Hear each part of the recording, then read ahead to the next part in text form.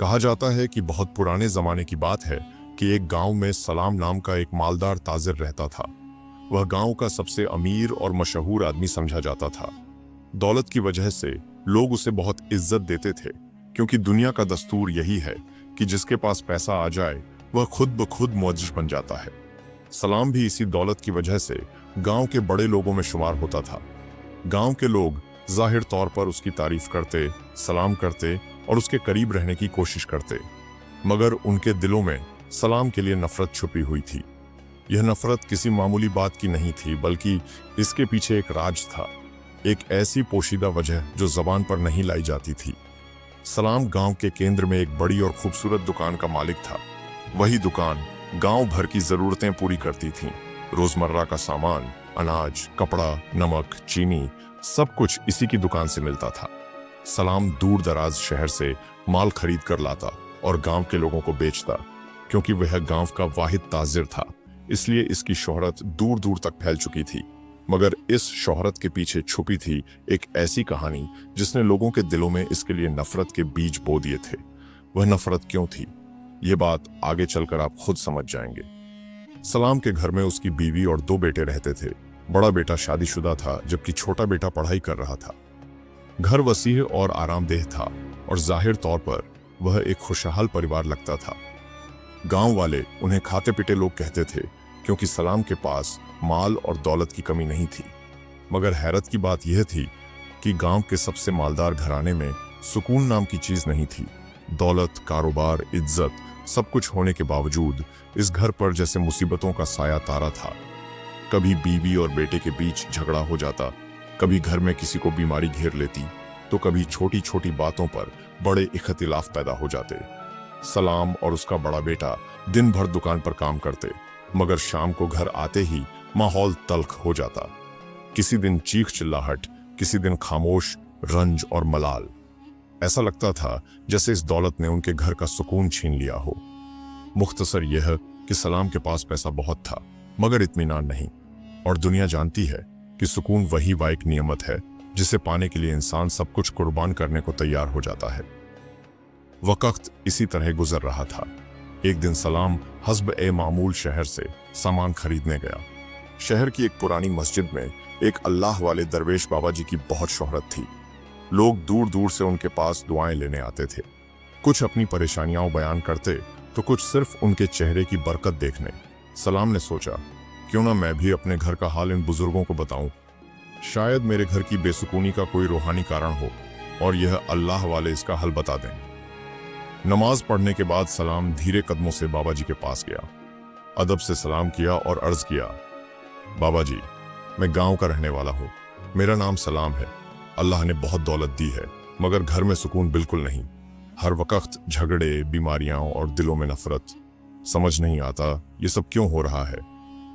बाबा जी कुछ देर खामोश रहे, आंखें बंद की, फिर नरमी से बोले, बेटा, तुम्हारे घर वाले सब नमाज पढ़ते हैं?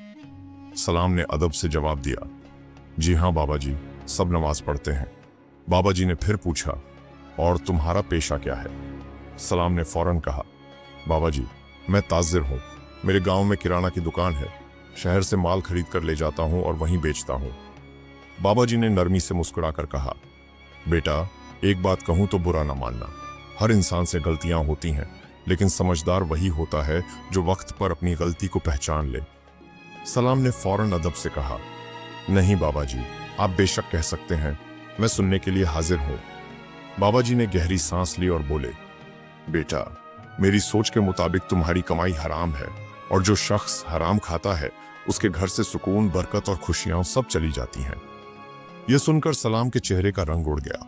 वह हैरान और परेशान होकर बोला, बाबा जी, मैं तो किराना की दुकान चलाता हूँ। आटा, दाल, चीनी, घी, कपड़ा, दूध, सब कुछ हलाल चीजें बेचता हूँ। क्या यह भी हराम है? बाबा जी ने हल्की सी मुस्कान के साथ कहा, नहीं बेटा, तुम्हारा पेशा हलाल है, लेकिन कभी सोचा है तुम्हारे पास सब कुछ है, मगर दिल को सुकून क्यों नहीं? दौलत है, इज्जत है, मगर घर में लड़ाइयाँ, बीमारियाँ और बेचैनी क्यों है? ये सब यूं ही नहीं होता।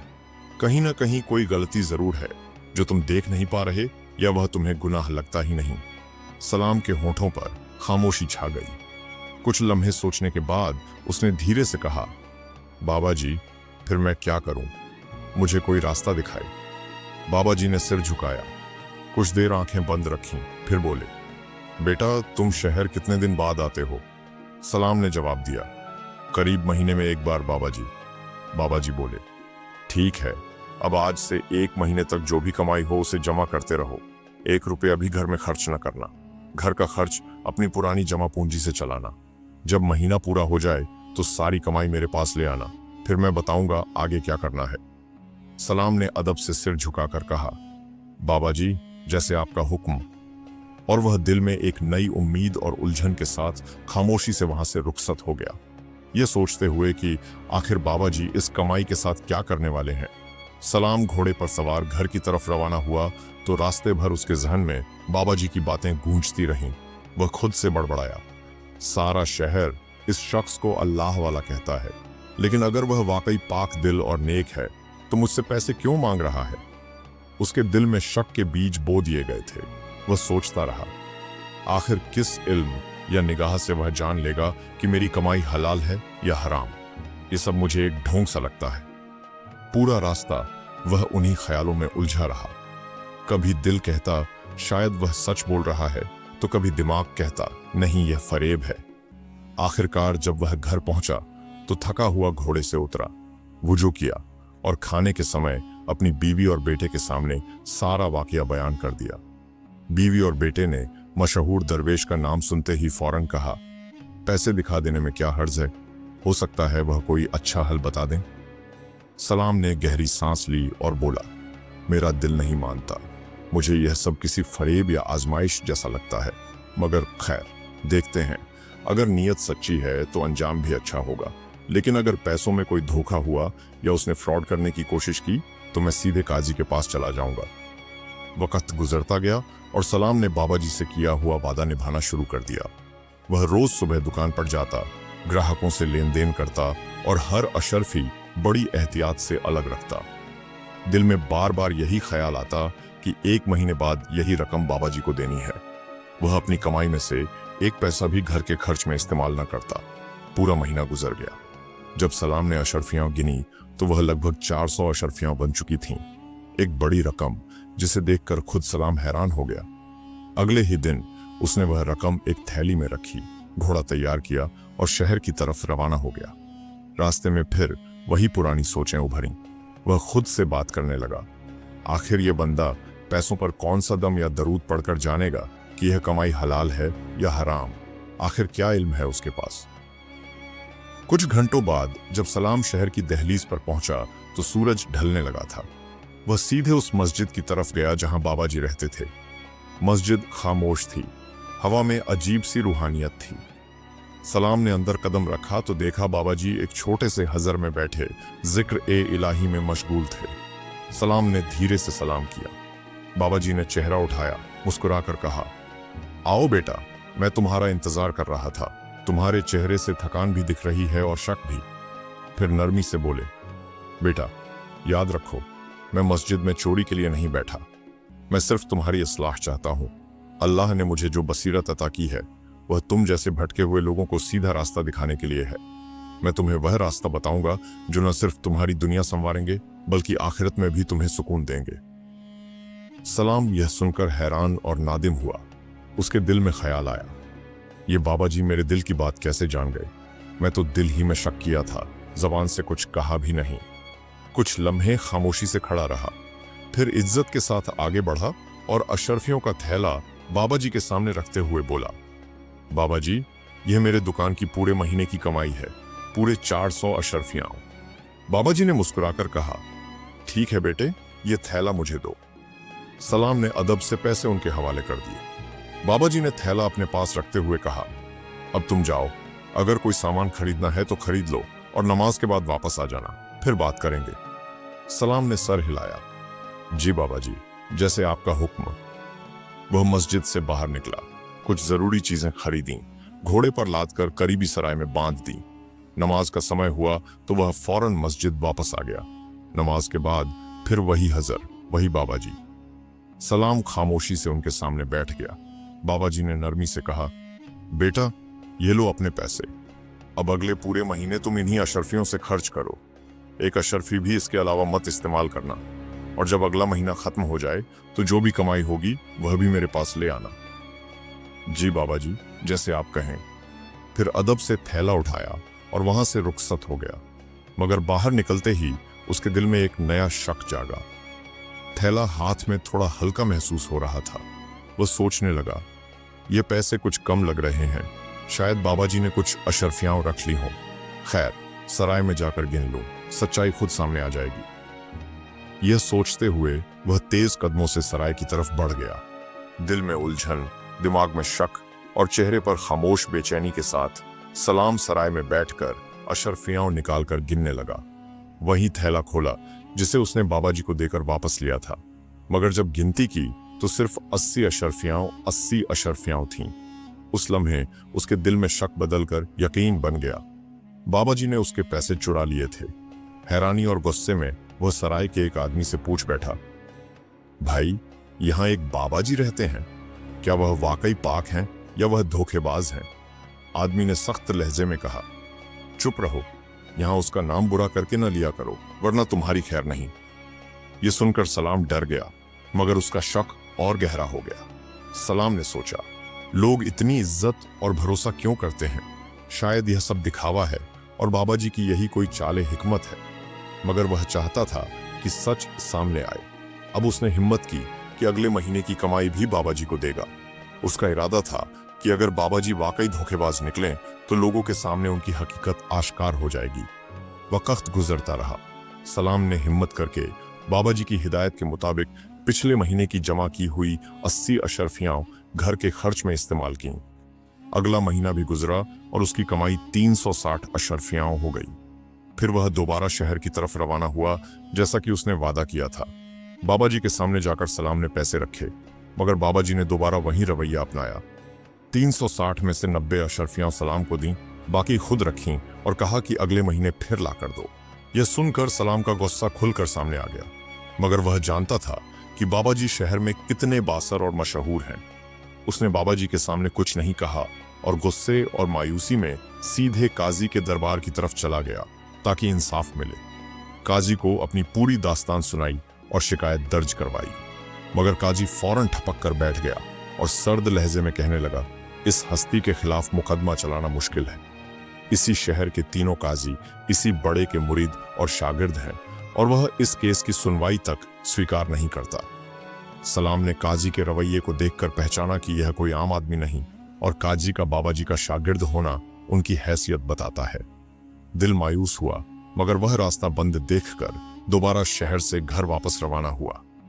घर आते ही उसने बीवी और बेटे को वाकया सुनाया। कुछ दिनों बाद जब उसने घर का माहौल गौर से देखा तो हैरान रह गया। पहले जैसी लगातार झगड़े और बीमारियां थीं, वह अब कुछ कम महसूस हो रही थीं। सुकून की एक हल्की सी लहर घर पर छा गई, जिसने उसके दिल में उम्मीद की किरण जगा दी। फिर भी जब वह पैसों के बारे में सोचता तो शक की परछाइयां वापस आ जाती थीं। दिल में अब भी सवाल था कि क्या वाकई बाबा जी पाक हैं या सिर्फ एक धोखेबाज। यह उलझन सलाम के लिए लगातार परेशानी का कारण बन चुकी थी। आखिरकार उसने पक्का फैसला कर लिया, इस महीने की पूरी कमाई लेकर वह फिर बाबा जी के पास जाएगा।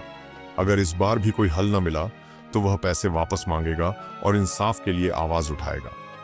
उम्मीद और शक के बीच फंसकर भी घर की बेहतरी ने उसे वापस जाने पर मजबूर कर दिया। अब हकीकत जाननी बाकी थी। वक्त गुजरता रहा और सलाम का सब्र का पैमाना लबरेज हो चुका था। एक महीने इंतजार के बाद ईद का महीना आया और दुकानदारी अच्छी रही। इस बार उसने 1200 अशरफियां कमा ली थीं। बड़ी रकम देखकर उसे डर भी लगा कि अगर सारे पैसे दे दूं और बाबा जी धोखेबाज निकले तो फिर क्या होगा। इसलिए उसने सोचा, पहले 500 अशरफियां ही ले जाऊं, बाकी वहां जाकर निपटाएंगे। घर से निकलते हुए रास्ते भर वह अपने दिल के झगड़ों में मुब्तला रहा।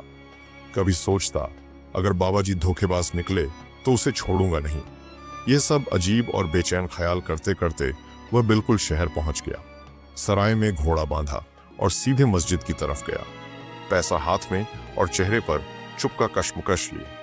अंदर दाखिल हुआ तो बाबा जी ने मुस्कुराकर बुलाया और सफर के बारे में पूछा। सलाम ने डरते डरते पैसे दिए। दिल एक तरफ डर में था और दूसरी तरफ सच जानने की शदीद ख्वाहिश थी। फिर बाबा जी ने नरमी से कहा, बेटा बैठो, आज मैं तुम्हें सारी बात सच सच बताता हूँ। लेकिन एक बात बताओ, इस महीने तुम कम पैसे क्यों लाए हो? ईद का महीना गुजरा है, तुम्हारे गांव वाले इतनी कम खरीदारी कैसे कर सकते हैं? सलाम यह सुनकर हैरान रह गया। उसके माथे पर पसीना आ गया। दिल में सोचने लगा, यह बात तो मैंने किसी को नहीं बताई, फिर बाबा जी को कैसे मालूम हुआ? वह खामोशी से सर झुकाए बैठा रहा। कुछ देर बाद बाबा जी उठे और पीछे से एक बड़ा थैला लाए जिसमें बेशुमार अशर्फियां थीं। उन्होंने 500 अशर्फियों में से सिर्फ 110 अशर्फियां अलग की और बाकी सब उसी थैले में डाल दिए। फिर मोहब्बत भरे लहजे में बोले, बेटा सलाम, बताओ अब तुम्हारे घर का क्या हाल है? बीमारियां झगड़े सब खत्म हुए? सलाम ने आहिस्ता से जवाब दिया, जी बाबा जी, अब घर में काफी सुकून है, जैसे बोझ उतर गया हो। अब बाबा जी ने गहरी सांस ली और सलाम की तरफ गौर से देखते हुए कहा, बेटा अब मेरी बात पूरी तोड़ से सुनो। तुम्हारे हर सवाल का जवाब मिलेगा। तुम इस गांव के वकील ताजिर हो और सारा गांव, चाहे जमींदार हो या मजदूर, तुमसे खरीदारी करता है। सब तुम्हें सलाम करते हैं, इज्जत देते हैं, लेकिन दिल में तुमसे नफरत भी रखते हैं। शायद तुम्हें इसका अंदाजा नहीं, मगर मैं आज तुम्हें वह असली वजह बताने जा रहा हूं। बाबा जी ने नरमी मगर मजबूत लहजे में कहा, बेटा तुम्हारा काम यानी तिजारत बिल्कुल हलाल है, मगर तुम्हारे घर की बेसुकून, लोगों की नफरत, यह सब तुम्हारे अपने जुल्म का नतीजा है। वह जुल्म जो शायद तुम्हें खुद भी महसूस ना हो। तुम समझते हो कि दुकान तुम्हारी है, जो चाहो जितने चाहो पैसे में बेचो, कोई पूछने वाला नहीं, मगर तुमने लोगों की मजबूरी का फायदा उठाया, उन पर नाजायज नफा कमाया। यही जुल्म के पैसे हैं जिनसे तुम्हारा घर बरकत से खाली हो गया। फिर बाबा जी ने थैला सलाम के सामने रखते हुए कहा, ये अशर्फियां जो मैंने तुम्हें वापस दी हैं, यही तुम्हारी हलाल कमाई है। सिर्फ इतनी ही तुम्हारे हक में पाक और जायज थी, बाकी सब जुल्म के पैसे थे। जैसे तुम मेरे बारे में शक और गुस्से के साथ आए, वैसे ही गांव के लोग भी तुम पर गुस्सा रखते हैं, मगर मजबूर होकर तुमसे खरीदते हैं। याद रखो बेटे, जुल्म का पैसा कभी सुकून नहीं देता, वह सिर्फ दुख, बीमारी और बेचैनी लाता है। अल्लाह का इंसाफ कभी देर से आता है। बाबा जी ने नरमी से कहा, बेटा सलाम, अगर तुम अल्लाह के बंदों पर रहम करोगे, उनसे इंसाफ से पेश आओगे और उचित कमाई करोगे, तो तुम्हारे घर में खुशहाली आएगी, बीमारियां खत्म होंगी, झगड़े मिट जाएंगे और लोग तुमसे दिल से मोहब्बत करेंगे। फिर बाबा जी ने थैला उठाया और सलाम के सामने रखते हुए कहा, ये लो तुम्हारे सारे पैसे। आगे कोशिश करना कि किसी पर जुल्म ना हो, क्योंकि अल्लाह जालिम को हरगज पसंद नहीं करता। सलाम ने सर झुकाकर अर्ज किया, बाबा जी अब मैं इन अशर्फियों का क्या करूं? बाबा जी मुस्कुराकर बोले, बेटा तुम्हें खूब मालूम है कि तुम्हारे गांव में कौन कितना सामान खरीदता है। अब जब भी कोई ग्राहक तुमसे सामान लेने आए तो अपने अंदाजे के अनुसार उसे कुछ अशर्फियां वापस देना और कहना, ये रखो भाई, ये तुम्हारे लिए सदका है। बस इतना कहना, ज्यादा कुछ नहीं। इस तरह न तुम्हारा नाम खराब होगा, न लोगों के दिल में नफरत बाकी रहेगी और उनका हक भी अदा हो जाएगा। फिर बाबा जी ने चेहरे पर इत्मीनान के साथ कहा, बेटा तुम यह सोच रहे होगे कि मुझे यह सब कैसे मालूम हुआ, तो सुनो, आज तक मैंने कभी हराम का एक नवाला नहीं खाया। इस शहर के जितने काजी, उल्मा और मशहूर लोग हैं, सब मेरे शागिर्द हैं। अल्लाह ने अपने फजल से मुझे यह बसीरत दी है कि मैं हलाल और हराम में फर्क पहचान सकूं। अब जाओ और सच्चे दिल के साथ काम शुरू करो, अल्लाह तुम पर मेहरबान हो। सलाम उठा, आदब से बाबा जी के हाथ चूमे और अपनी जेब से कुछ अशर्फियां निकालकर उन्हें देने लगा, मगर बाबा जी ने मुस्कुराते हुए इनकार किया और अशर्फियां वापस उसके हाथ में रख दी। सलाम ने आजीज से सर झुकाया और वहां से रुखसत हो गया। घर वापसी के रास्ते में वह गहरी सोचों में डूबा हुआ था। दिल में बार बार ख्याल आता कि बाबा जी वाकई अल्लाह के नेक बंदे हैं और मैंने उनके बारे में कितना गलत गुमान किया। आंखों से आंसू बहने लगे और चलते चलते वह अल्लाह से अपने किए गए जुल्मों की माफी मांगता रहा। घर पहुंचते ही सलाम ने वैसा ही किया जैसा बाबा जी ने समझाया था। उसने सामान की कीमतें कम कर दी, हर ग्राहक से नरमी से पेश आने लगा और अपने अंदाजे के अनुसार कुछ अशर्फियां वापस देने लगा। कुछ दिनों में गांव के लोगों ने खुद फर्क महसूस किया। कोई कहता, भाई अब तो तुम्हारा सामान बिल्कुल उचित मिलता है, पहले तो बहुत महंगा होता था। यह सुनते सुनते सलाम को एहसास हुआ कि वाकई वह माल की खुशी में अंधा हो गया था और अपने जुल्म का अंदाजा ही नहीं कर सका। मगर अब हालात बदल गए थे। कमाई कम थी मगर हलाल दिल मुतमईन था। घर में सुकून और खुशी लौट आई थी। सलाम ने शुक्र के आंसू बहाए और दिल ही दिल में कहा, वाकई बाबा जी की बात सच थी, हलाल कमाई में ही असली बरकत है।